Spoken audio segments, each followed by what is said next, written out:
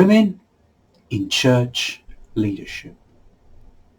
This video is about what the Bible says on women in leadership and restrictions on women. I would have liked both to share part of my journey on this subject and the answers, the full explanation needful for this subject. But my journey story really is secondary. I will share only as much of my story as is helpful to the unravelling of this matter. My aim here is to provide a clear way through the related and what are sometimes called the problem passages. This is what I would like to do. To those who've taken time to look at this subject, it's no surprise this is mainly about three passages in Paul.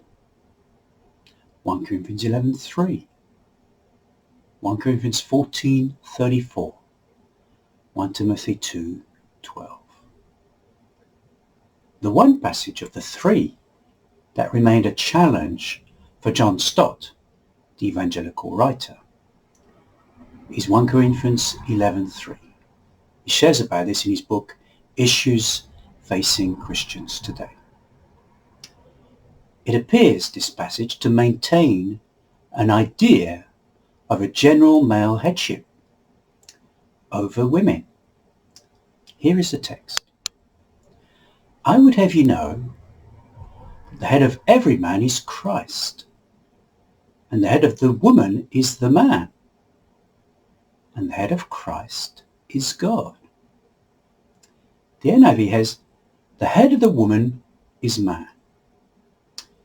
Do you see how head of the woman is man gives the idea of a general male headship over a woman? Yes. General headship is readable in English if I read head of woman is man. But is that true? Is that a valid translation? I will answer that right now. How I can do that is briefly to give an overview of my journey as it relates to 1 Corinthians 11:3. I first looked at the whole topic of women in leadership out of the writings of two men with opposite views. I compared what each said with my Bible. This was David Pawson and Roger Forster. I saw more of what David said in my Bible, and for a time, I too was an advocate of male leadership. As I learned more, I turned, and that quite dramatically. Perhaps more on that later, perhaps not. I'm more interested here and now in sharing the answers. But I saw the need to study New Testament Greek. The New Testament was first written in Greek. So as I studied Greek, I also researched every place where man is found in the New Testament. There are two main Greek words from which we read man in our English Bibles. One is anthropos. We get the word anthropology from that, the study of mankind. The other main Greek word is aner. In the genitive case, its form changes to andros. And from that Greek word in that form, we get the word android, a man-like robot, like Data in Star Trek: The Next Generation. The android is named Data.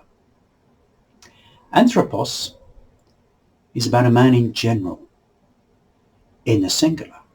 And in plural is about peoples, mankind, so that in plural women are included with the meaning of a crowd of people. Aner, andros, instead is always about a particular man in the singular and a particular group of men in the plural. The contrast between anthropos and aner, andros, is well seen when both are used in the same passage. In John, we read of the feeding of the 5,000. Up until there was a head count, the crowds, the people, are referred to by anthropos, in the plural. Once the 5,000 are counted, a particular group of men is in view, and the word aner, in the plural, is used. And Jesus said, "Make the people, anthropos, sit down." Now there was much grass in the place. So the men, andres, sat down, in number about 5,000. So with this distinction in view between these two Greek words, used to say man, we can understand why Jesus never called himself the son of a particular man, aner. He did not use the word aner. Instead he used anthropos, as do all the 86 mentions of Son of Man in the New Testament. But there is another use for aner. It's also used to mean husband. There's no other word for husband. It's like the French word femme. If a man says, "Elle est ma femme," she is my femme, in French, he's either saying she is my woman or she is my wife. It's the same word, femme, in both instances, and only the immediate context informs us which is meant, woman or wife. So also aner in Greek is used to mean either a particular man or a husband. So with this truth in play, in 1 Corinthians 11:3, literally, word for word, we read head and butt of a woman, the aner. So if you now know that in the singular aner is about a particular man, this reads, and head of a woman, the particular man. And since aner is the only word for husband, who is the particular man in a woman's life? The husband. And note that the definite article the is clearly there in the text. Who is the particular man in a woman's life? No one else but the husband. So the Greek gives us and head of a woman, the husband. For a general headship meaning, anthropos, not aner, would need to be used. It is not. This means 1 Corinthians 11:3 cannot read as a general male headship over women. This deals with 1 Corinthians 11:3. Well, what about 1 Timothy 2:12? I do not permit a woman to teach or to exercise authority over a man, but to be in silence. Wow. How does one handle, I do not permit a woman to teach, to have authority over a man, but to be in silence? Well, if that is meant to be in silence in all of an assembly of believers, then women will not be able to pray or prophesy in the gathering at all. Paul, who wrote Timothy, also wrote, every woman who prays or prophesies with her head uncovered dishonors her head. For that is one and the same as if her head were shaved. If a woman can pray or can prophesy in a gathering with her head covered, then it means a woman is not to be in silence throughout a meeting, right? So to be silent, to be quiet, is about something specific.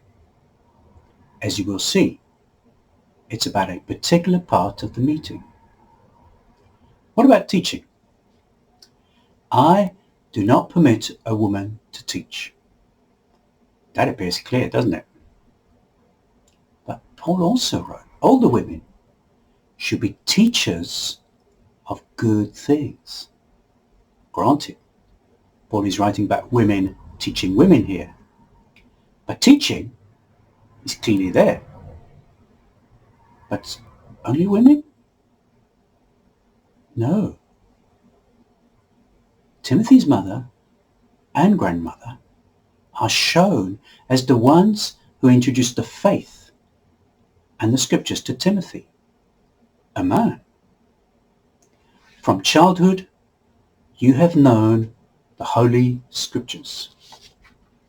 The genuine faith that is in you, which dwelt first in your grandmother Lois and your mother Eunice.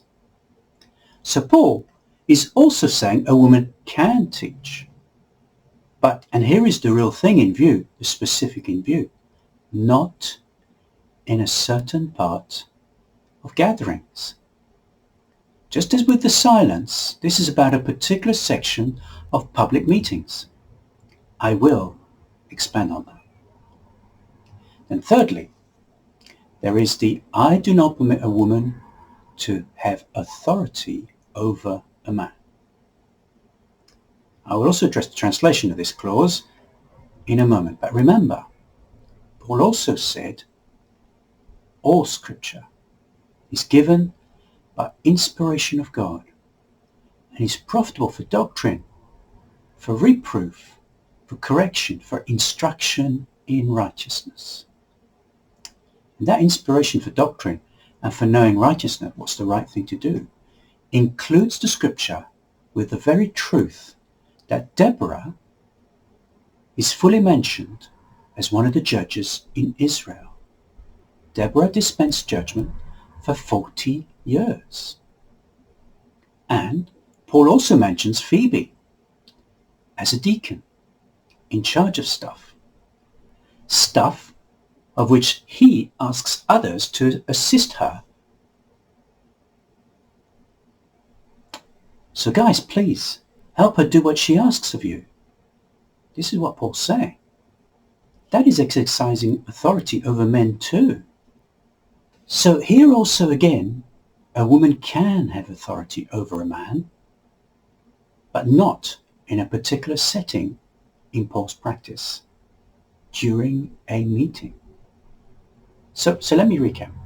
In 1 Timothy 12, we have 3 directions for a woman. Not to speak, to be silent, to be quiet, not to teach, and not to have authority over a man. And I've shown from Paul's own words, they can do these 3 things.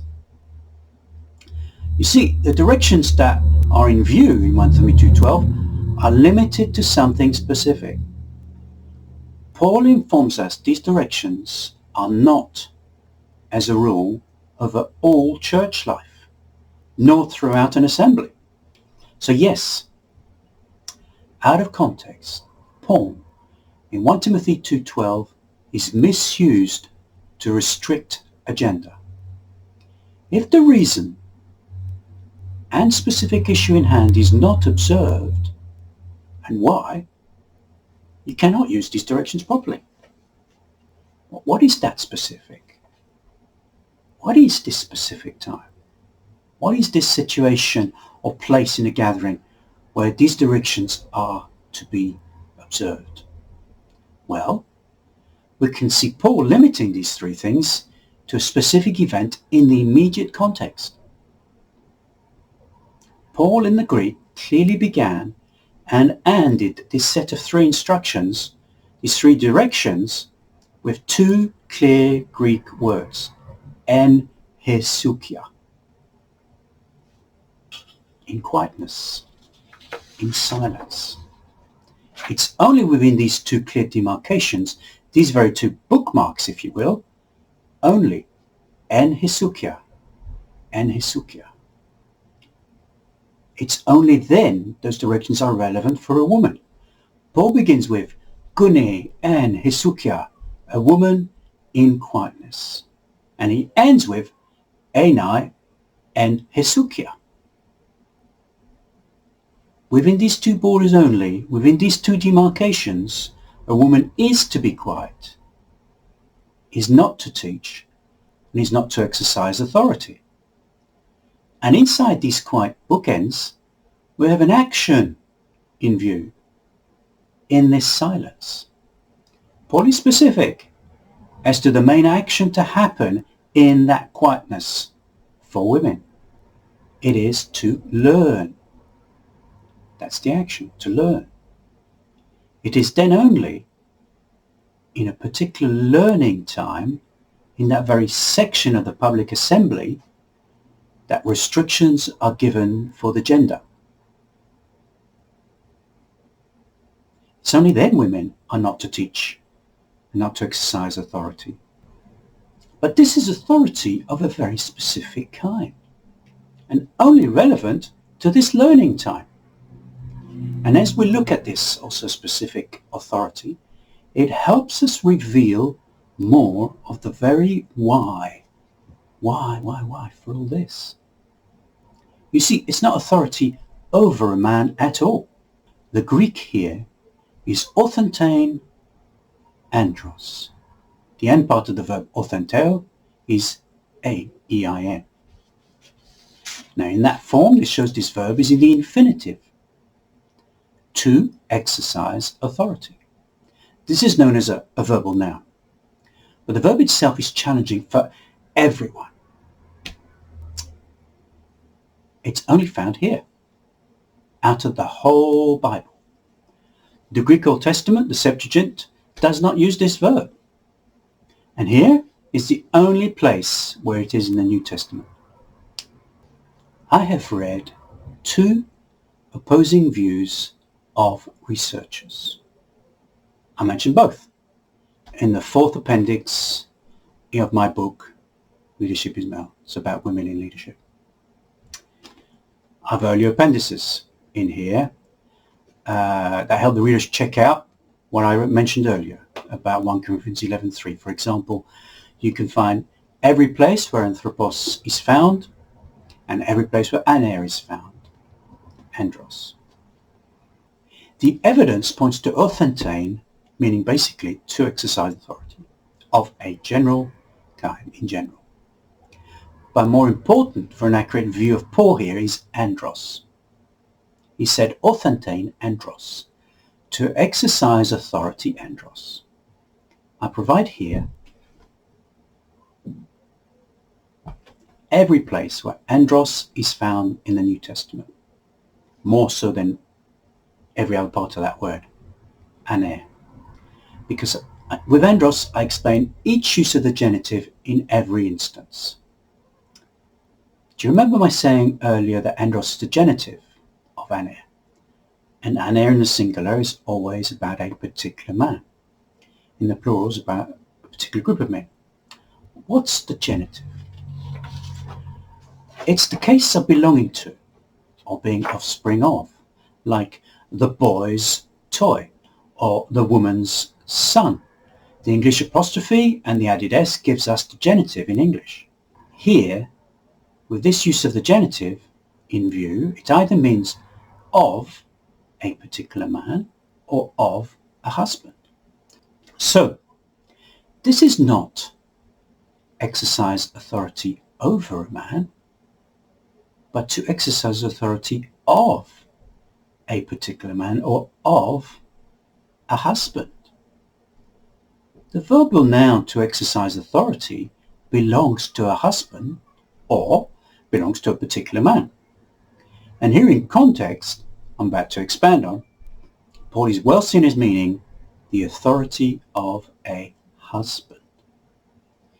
You see it with the accurate rendering of 1 Corinthians 11:3, mentioned earlier, and head of a woman, the husband. But since I am showing Paul is thinking of only a certain part of a meeting, we need to continue looking at this first. This is a learning time. Now that's pretty clear. Anisuka, learning is the only action in there.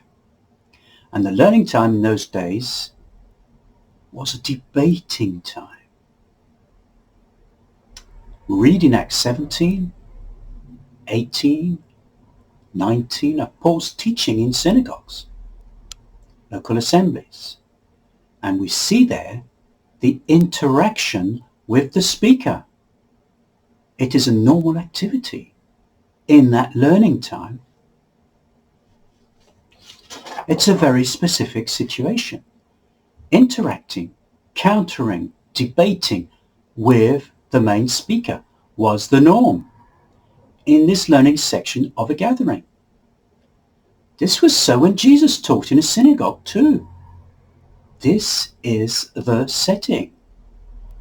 A good indicator that interaction with the main speaker was the norm is given us when Paul also wrote, and if they, women, want to learn something, then they ask their own husbands at home. You do not get to ask questions for the one gender if this is not the norm. It is normal practice to inquire or interact further. That is for all present. When someone has just spoken, taught, preached. This activity, this interaction is no longer a regular practice of many churches, except in some home group meetings. But it's now rare or non-existent in public. The very direction of Paul for such a situation as this only, are they now to be imposed on a gender generally? Of course not. But more importantly, why? Why women? Why should there be a gender restriction here at all? Paul explains this in the ongoing context. Adam was not deceived, but the woman being deceived fell into transgression. This is the immediate context from where we see the translation of husband for verse 12. Deception is in view, and the first husband and wife relationship is in view. But why deception? This is why. Both get deceived, men and women, but differently. See, the male makeup means a man is more task-based in his thinking. The female makeup means a woman is more experience-based in her approach. And Satan, observing this, has exploited this from the very beginning. When the woman saw that the tree was good for food, it was pleasant to the eyes, and a tree desirable to make one wise, three experiential things are in play. Deception is a single issue that is missed or not fully understood and properly explained in the literature about women in church leadership. Without deception in the very center of observation and fully expounded, no work, no teaching on women in church is really fit for purpose. Why? Because it is that which is the center of Paul's three problem passages. We can see this further from the third of these passages I am addressing. Here it is. Let your women keep silent in the churches, for they are not permitted to speak, but they are to be submissive, as the law also says. And if they want to learn something, let them ask their own husbands at home, for it is shameful for women to speak in church. Women are to be silent instead of asking questions. See, this refers to the specific learning time, the interaction time in that learning section.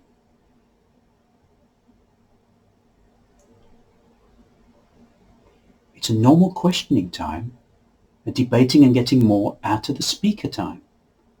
This is the specific moment in view. As we saw earlier, other parts of meetings, women can pray and prophesy. Paul is explicit about that. Paul here tells us it's the questioning time that women are to be silent in. It solidifies this is the only part of a meeting women have restrictions on them. But Paul is also saying, as the law also says, which further points to the why here. In 1 Timothy 2, he mentioned it clearly about women being deceived. But why is the law also says refer to that? Well, because it's a very revealing element. It's the crunch. To be submissive, as the law also says. Every time Paul says the law, it's irrelevant to the first 5 books of the Old Testament, otherwise known also as the Law of Moses.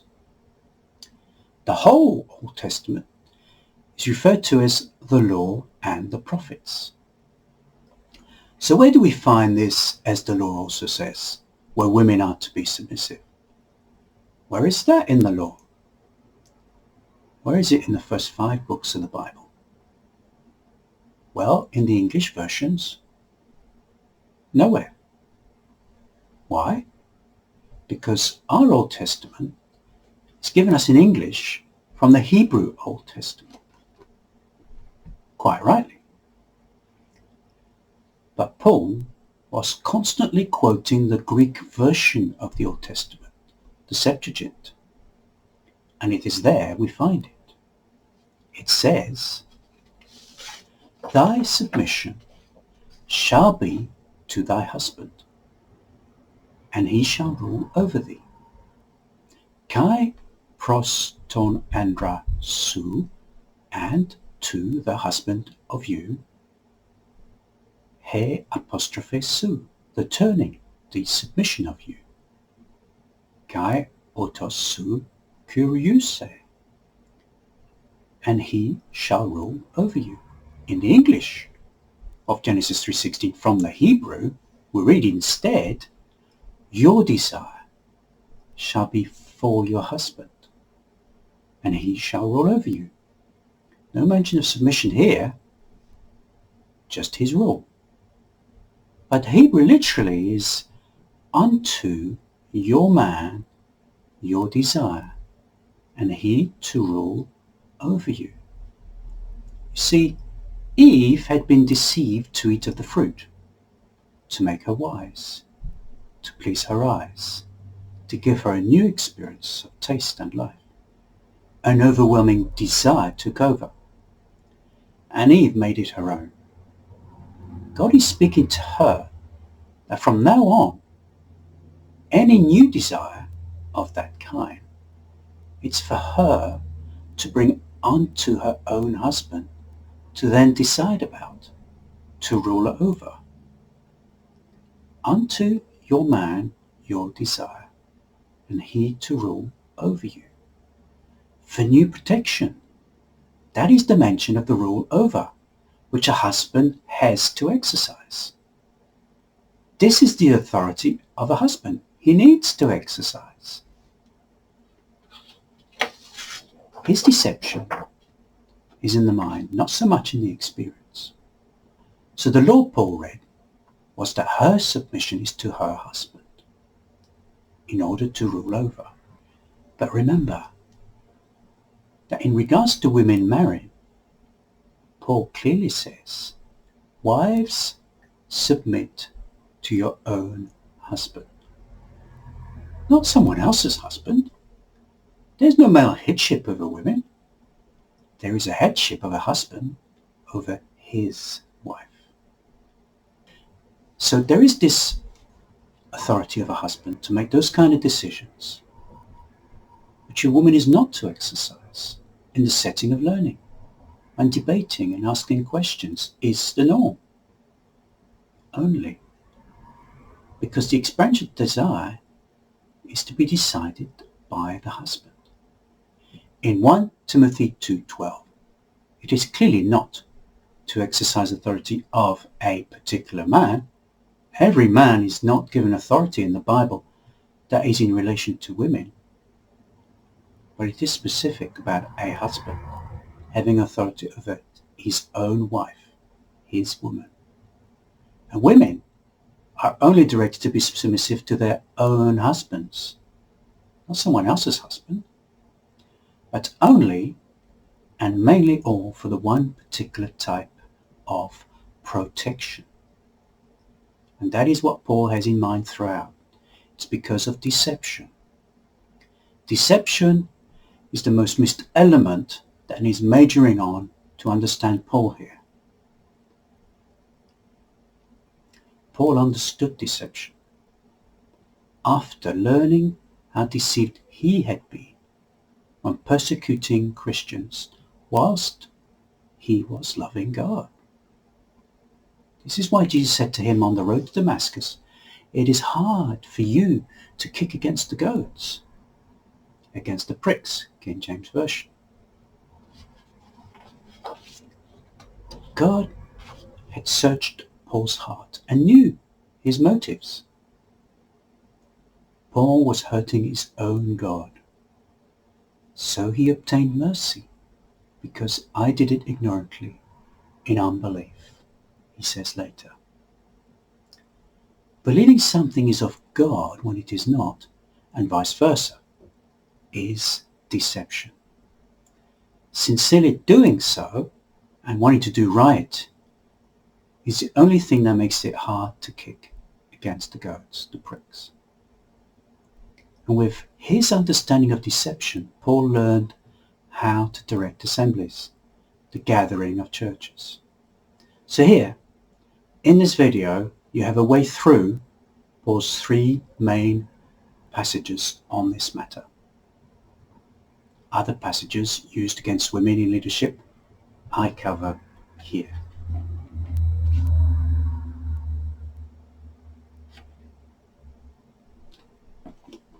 But he was clear, Paul, how elders themselves would end up as ravenous wolves. And he was talking about men here, in the church at Ephesus. "For I know this, that after my departure, savage wolves will come in among you, not sparing the flock. Also from among yourselves, men will rise up, speaking perverse things, to draw away the disciples after themselves. Therefore watch and remember." So, saints, does Paul say there should be no women elders? No women teachers? No women in leadership? No. But he does mention team leadership. And there's no Bible instance of a church with only one leader, let alone the importance of having apostles, prophets, and evangelists in the mix of the 5 leading ministries that include pastors and teachers. And these can be women.